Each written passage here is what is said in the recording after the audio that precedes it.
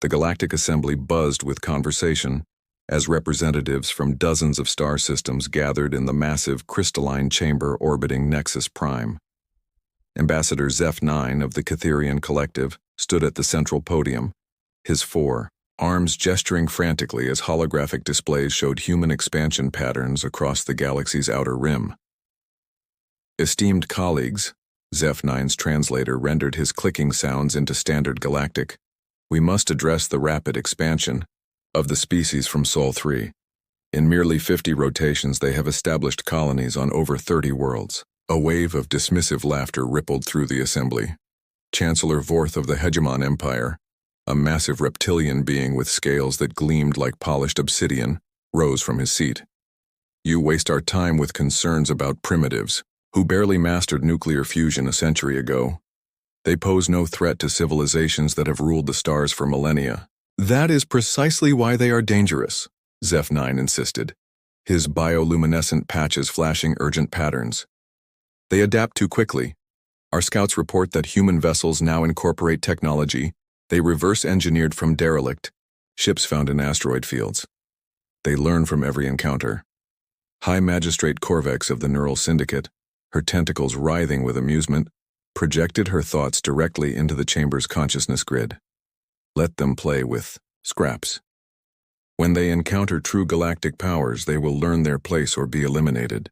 The Assembly voted 847-3 to classify humans as a minor concern, filing Zeph 9's warnings in the archives alongside thousands of other reports about emerging species that had either destroyed themselves or been absorbed into existing empires. Captain Marcus Reed stood on the bridge of the UES Frontier Spirit, watching the blue-green world of Kepler 438b grow larger on the main screen. His crew of 47 colonists and engineers had traveled 18 months to reach this system, following navigation data purchased from Catherian traders. Initial scans confirm breathable atmosphere and abundant water sources, reported Lieutenant Commander Jamie Foster from the sensor station. Gravity is 0.87 Earth standard. Preliminary geological surveys indicate rich mineral deposits. Reed nodded, studying the data streams flowing across his tactical display. The ship groaned slightly as it entered the planet's atmosphere, its hybrid fusion drive switching to atmospheric flight mode. What the aliens didn't know was that humans had spent the last decade secretly reverse-engineering every piece of alien technology they could acquire through trade, salvage, or theft. Beginning orbital mapping sequence, announced Navigation Officer Derek Walsh.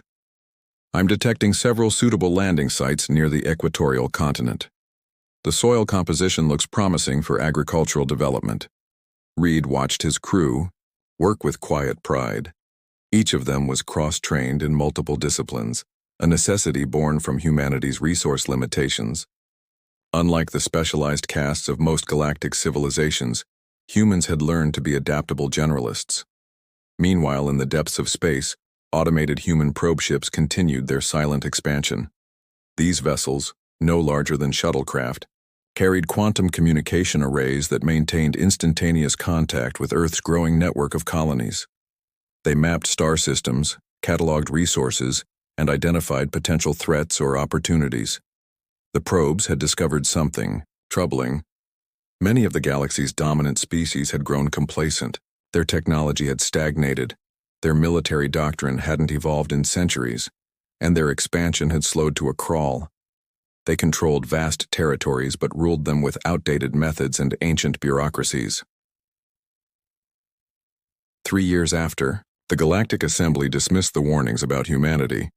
Captain Elena Rodriguez received an urgent transmission while patrolling the outer edges of human space aboard the UES Steadfast Defender. Her ship, a hybrid design combining human engineering with adapted alien technology, represented the cutting edge of Terran naval development. Captain, we're receiving a priority signal from the colony at Tau Ceti Prime, reported Communications Specialist Ben Tucker.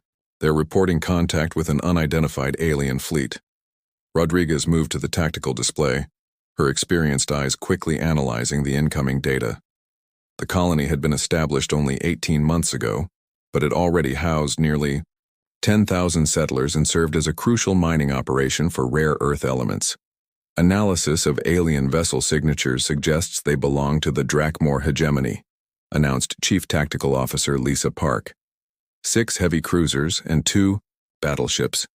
They're demanding the immediate evacuation of all human personnel. The Drakmor were one of the galaxy's established powers, controlling nearly 40 star systems through a combination of military might and economic dominance. They had never encountered humans before, viewing the expansion into their territory as an intolerable provocation. Rodriguez studied the tactical situation. Her ship was fast and well-armed, but 8 Drakmor warships represented overwhelming firepower. However, she had something the aliens didn't expect: complete tactical flexibility and crews trained to think creatively under pressure. "Open a channel to Colony Administrator Jackson Wells," Rodriguez ordered. "Tell him to begin emergency protocols but not evacuation. We're going to show these aliens that humans don't abandon their homes." Admiral Thekmor of the Drakmor hegemony stood on the command deck of his flagship Eternal Dominion, confident that the primitive humans would flee at the first sight of superior firepower. His fleet had conquered dozens of emerging species using identical tactics. Overwhelming force followed by demands for submission. "The human vessel is approaching, Admiral," reported his tactical officer. "Single ship, frigate class. They're transmitting something they call a diplomatic protest." Thekmor's 4 eyes gleamed with amusement. 1 ship against 8. These creatures are either incredibly brave or incredibly stupid. Prepare to demonstrate the consequences of challenging the hegemony.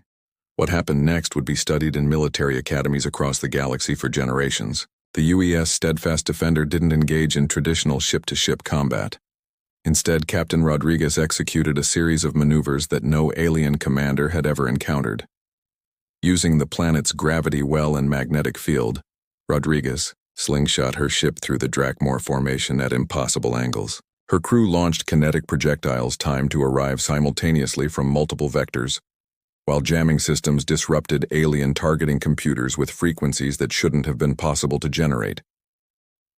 "Their tactical doctrine is completely outside our combat algorithms," Thekmor's tactical officer reported with growing alarm.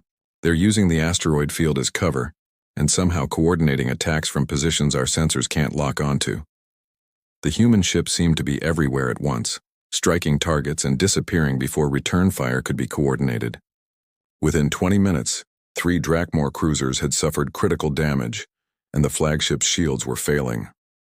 News of the Tau Ceti incident spread through both human and alien communication networks with shocking speed.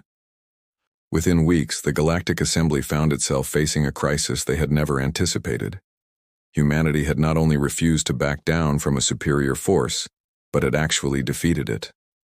Fleet Admiral Catherine Stone stood in the Strategic Command Center deep beneath Luna Base, watching real-time updates from across human space. Reports flooded in from dozens of colonies as alien fleets began probing human defenses, testing the limits of this unexpected new player. "The Zephyrian Consortium has moved 3 battle groups toward our mining operations in the Wolf system," reported Intelligence Director Michael Chen. "The hegemony is mobilizing their reserve fleets, and we're detecting increased scanner activity along our entire frontier." Stone studied the tactical displays with the calculating gaze of someone who had spent 30 years preparing for this moment. Humanity had always known that contact with galactic civilization would eventually lead to conflict. The question was whether they were ready. "Activate Protocol 7, Stone ordered. Begin immediate deployment of the Ghost Fleet." For 5 years, human shipyards hidden in asteroid belts and rogue planets had been constructing vessels using a combination of human innovation and reverse-engineered alien technology. These ships were designed not for traditional fleet engagements, but for guerrilla warfare on an interstellar scale.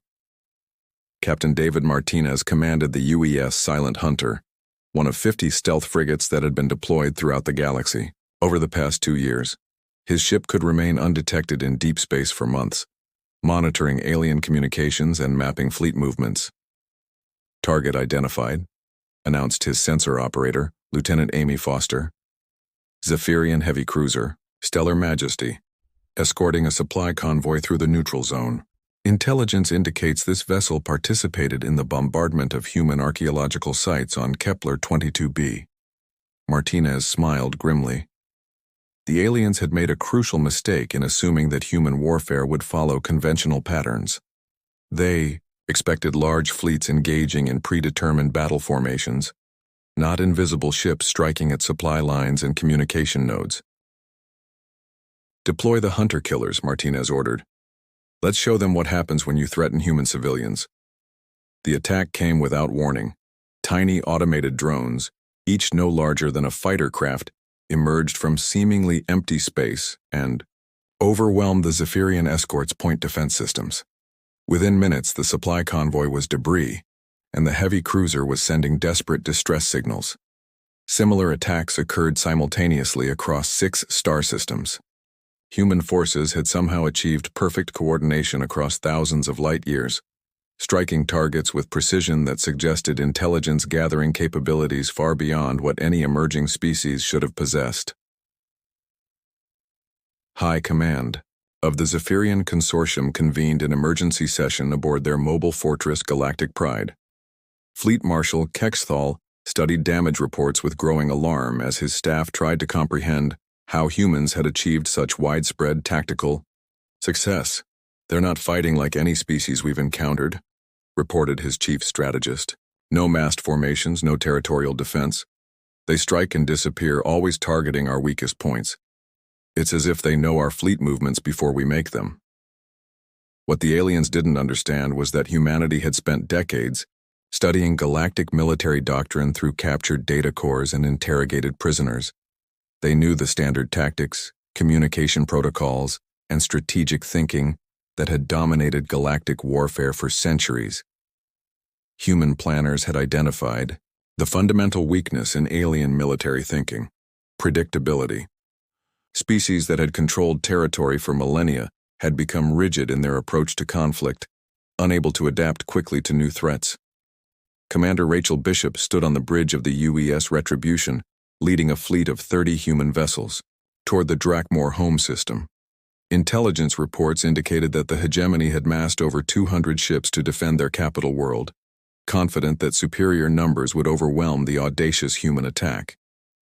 "Entering sensor range of Drakmor Prime," reported her tactical officer, Lieutenant Colonel James Rodriguez. "Enemy fleet disposition matches our intelligence estimates. They're arranged in defensive formations around the primary shipyards." Bishop studied the enemy positions with satisfaction. The Drakmor had done exactly what human strategists had predicted. They had concentrated their forces in a static defense, making them vulnerable to the mobility tactics that had become humanity's signature. "Begin Phase 1, Bishop ordered. "Signal the ghost ships to commence harassment operations." Invisible to Drakmor sensors, a dozen stealth vessels began targeting communication arrays and sensor platforms throughout the system. Within hours, the alien fleet found itself effectively blind, unable to coordinate defensive movements or call for reinforcements. Admiral Thekmor, still smarting from his humiliation at Tau Ceti, commanded the Drakmor defense from his new flagship, Eternal Vengeance. He had vowed to personally oversee the destruction of the human fleet, but found himself fighting an enemy that refused to follow conventional battle doctrine. "Where are they?" Thekmor demanded as another sensor array went dark. "How can 30 ships evade detection by our entire defense grid?" His tactical officer struggled to provide answers as human forces struck from unexpected directions. "They're using quantum entanglement communication that doesn't require detectable transmissions. Their ships can coordinate attacks across the entire system without revealing their positions." The main assault began at dawn on Drakmor Prime's largest continent. Human forces didn't attempt to overwhelm the defensive fleet through direct confrontation. Instead, they systematically dismantled the enemy's ability to function as a coordinated force. Captain Torres commanded the assault carrier UES Stormbringer, deploying squadrons of fighter bombers that had been specifically designed to counter alien point defense systems. These craft used unpredictable flight patterns and electronic warfare suites that disrupted enemy targeting computers. "Primary shipyard shields are down," reported Squadron Leader Patricia Walsh over the tactical network. "Beginning precision strikes on construction facilities. The Drakmor won't be building new ships here for quite some time." Within 12 hours, The Battle of Drakmor Prime was over. The human fleet had achieved complete tactical victory while suffering minimal casualties. More importantly, they had demonstrated capabilities that sent shockwaves through every major power in the galaxy. The destruction of the Drakmor shipyards marked a turning point in galactic politics. For the first time in millennia, an emerging species had successfully challenged and defeated one of the established powers using tactics that no one understood or could counter. Emergency sessions convened across the galaxy as military leaders struggled to comprehend how humans had achieved such decisive victories. The answer lay in humanity's fundamental approach to warfare. They treated every engagement as a learning opportunity, constantly adapting and evolving their tactics. Year after the Battle of Drakmor Prime, Ambassador Zeph 9 stood before a very different galactic assembly. The crystalline chamber that had once buzzed with confident conversation now hummed with nervous tension as representatives from across the galaxy grappled with a new reality. The human expansion has accelerated beyond all projections, Zeph 9 reported to the assembled delegates. They now control or influence over 300 star systems. More concerning, they have begun offering protection agreements to smaller species who fear absorption by larger empires. Chancellor Vorth of the Hegemon Empire, his scales now dulled with age and stress, listened with growing alarm. The reptilian, leader who had once dismissed humanity as primitive, now faced the reality that human forces patrolled the borders of his territory with impunity. They offer what they call mutual defense treaties, Vorth said through clenched teeth. Dozens of minor species have accepted human protection in exchange for trade agreements and basing rights. They're building an alliance network that spans half the galaxy. High Magistrate Corvex of the Neural Syndicate projected her thoughts with obvious distress. Our analysts have studied human military doctrine extensively. They don't seek to conquer territory in the traditional sense.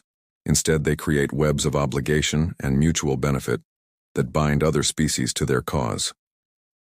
President Sarah Mitchell addressed the United Earth Assembly from the new Capitol complex on Luna Base, her words being transmitted simultaneously to human colonies across the galaxy. Behind her, the flags of 47 allied species created a colorful backdrop that symbolized humanity's growing influence. "We stand at a crossroads in galactic history," Mitchell declared to the assembled delegates. "For too long, the galaxy has been divided between those who rule and those who serve. Humanity offers a third path: cooperation between equals, mutual, defense against aggression, and shared prosperity through trade and technological exchange." Fleet Admiral Stone watched the proceedings from her command center, monitoring the deployment of the newest generation of human warships. These vessels incorporated technologies gifted by grateful allied species, creating hybrid designs that represented the best of dozens of different civilizations. "The Centauri Federation has officially requested membership in our alliance," reported Intelligence Director Chen. "That brings our total membership to 67 species with combined populations exceeding 400 billion sentients." Stone nodded with satisfaction. The transformation from a single species fighting for survival to the dominant force in galactic politics had taken less than 5 years. Human adaptability, combined with a willingness to treat other species as partners rather than subjects, had created something unprecedented in galactic history. Captain Jennifer Walsh commanded the UES New Horizon, flagship of the Terran Defense Fleet, as it patrolled the borders of what news services had begun calling the Terran Empire. The name wasn't entirely accurate, since humanity shared power with allied species, but it reflected the reality of human influence. "Sensor contact," reported her navigation officer, Commander Robert Park. "Catherian vessel requesting permission to enter our space. They're transmitting diplomatic credentials." Walsh smiled as she recognized the ship's signature. It was Ambassador Zeph 9, the same individual who had tried to warn the Galactic Assembly about humanity's potential. His warnings had been ignored, leading to the current situation where humans and their allies controlled the balance of power in the galaxy. "Grant them safe passage," Walsh ordered, "and send a message to Luna Base. It looks like the old guard is finally ready to negotiate." The meeting that would reshape galactic civilization took place in the neutral space between human and traditional galactic territories. Representatives from both the Terran Alliance and the traditional powers gathered aboard a massive diplomatic station that had been jointly constructed for the occasion. As the negotiations began, it became clear that humanity had achieved something remarkable. They had transformed from an ignored emerging species to the dominant political force in the galaxy, not through conquest but through the simple revolutionary idea that different species could work together as equals. The galaxy would never be the same again.